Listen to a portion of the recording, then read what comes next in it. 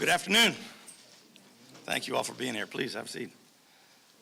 Joining me here today are obviously the Lieutenant Governor, Boyd Rutherford, and the co-chairs of the Maryland Redistricting Reform Commission, Judge Alexander Williams, who was appointed by President Clinton to the U.S. District Court in Maryland, where he served with great distinction until 2014.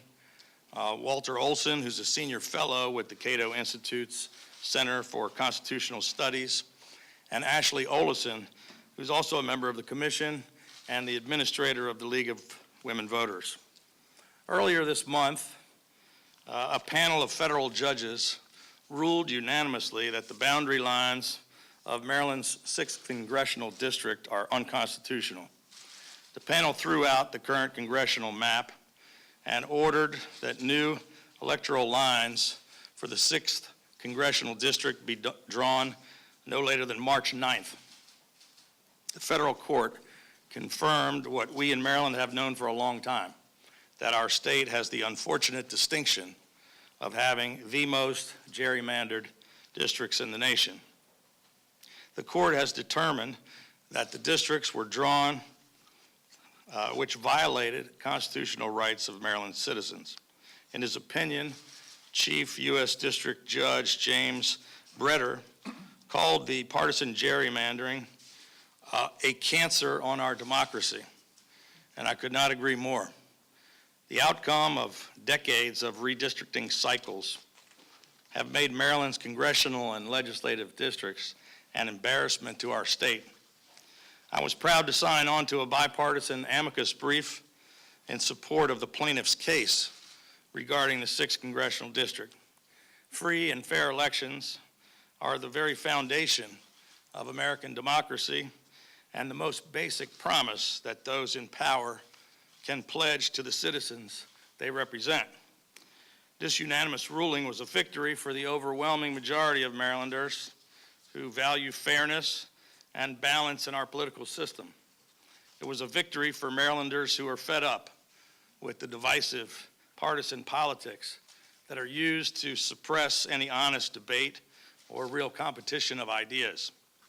Unfortunately and inexplicably, Maryland's Attorney General, Brian Frosh, who personally participated in the gerrymandering, continues to be on the wrong side of this fight and on the wrong side of history. Despite the fact that the former governor, Martin O'Malley, admitted under oath that he violated federal law by drawing districts with the explicit intent to maintain one-party rule and to disenfranchise voters. The Attorney General, rather than recusing himself or letting the ruling stand, has instead chosen, completely on his own, to appeal the unanimous ruling by the federal court. Actions like these are exactly why Marylanders are fed up with politics as usual.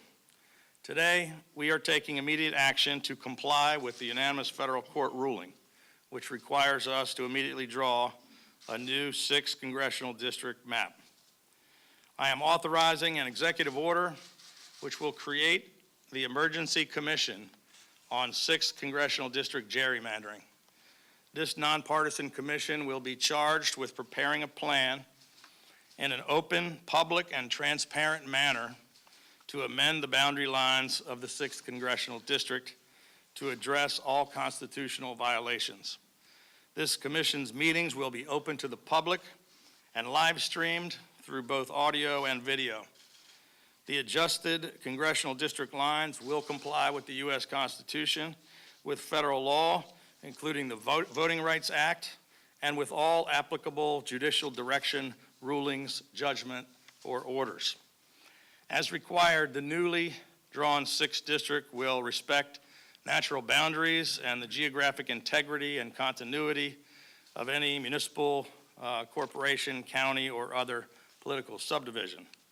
It is required to be geographically compact, and it must not account for how citizens are registered to vote, how they voted in the past, or what party they belong to. This nonpartisan emergency commission will be composed of 9 members, including 3 registered voters who are Democrats, 3 registered voters who are Republican, and 3 Maryland voters who are not affiliated with either the Democrat or Republican Party.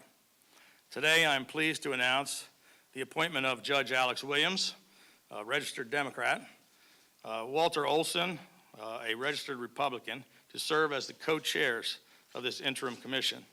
And I'm also appointing Ashley Olison, who is a registered voter, not affiliated with either political party, to serve on this emergency commission. All three of these individuals spent months traveling across the state and holding hearings from one end of the state to the other, getting input from concerned citizens about nonpartisan redistricting reform.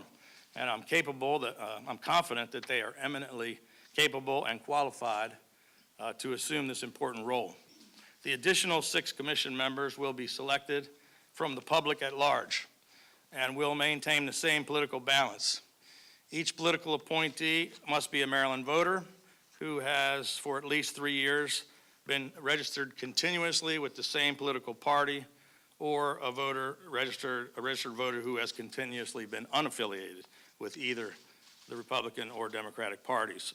No appointee may be a representative or a candidate for representative in the United States Congress, a member of the staff of the governor, the Maryland General Assembly, or the U.S. Congress, an officer or employee of a political party or political committee, or a lobbyist or former registered lobbyist. Members of the public who wish to serve on the nonpartisan commission can apply directly online at governor.maryland.gov/free-and-fair.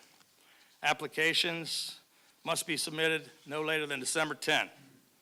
I would strongly encourage all interested citizens to apply now.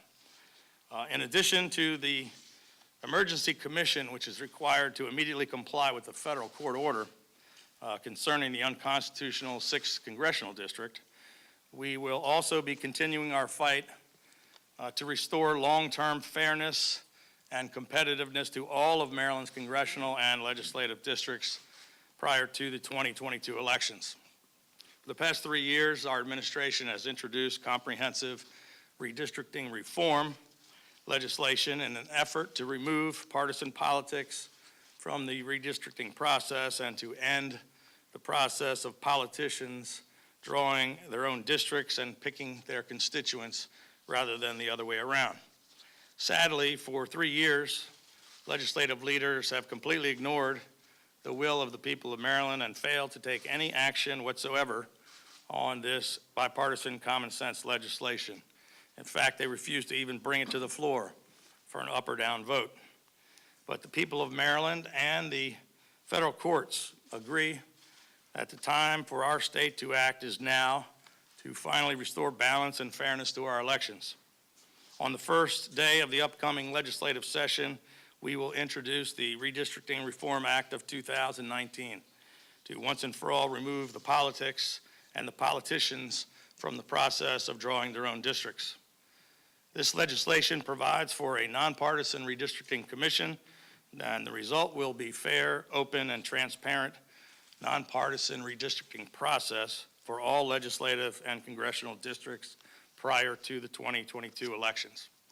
Showing real leadership by taking action right here and right now is simply the right thing to do, and an overwhelming majority of Marylanders agree. Other states have already taken action to address this problem. Just this month, voters in 4 other states, Colorado, Utah, Michigan, and Missouri, all approved ballot measures to establish nonpartisan redistricting commissions. Maryland should be leading, but so far we aren't even following. The legislature cannot continue to fight against the will of the people. This fight for fairness, transparency, and bipartisanship in our state is not just your typical fight between Republicans and Democrats. It's much more important than that. This isn't even a fight between the right and the left. This is a fight between right and wrong, and it is a fight worth fighting. So with that, I'll turn it over to Judge Williams for a few additional comments, and then we'd be happy to take some questions from the media.